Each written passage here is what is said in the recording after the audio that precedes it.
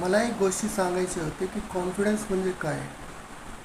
एक साधारण सरळ माणूस कधीतरी त्याला कष्ट होतं, पण एक आत्मविश्वास कसं ठेवायचे हे गोष्टी मी सांगायची होती.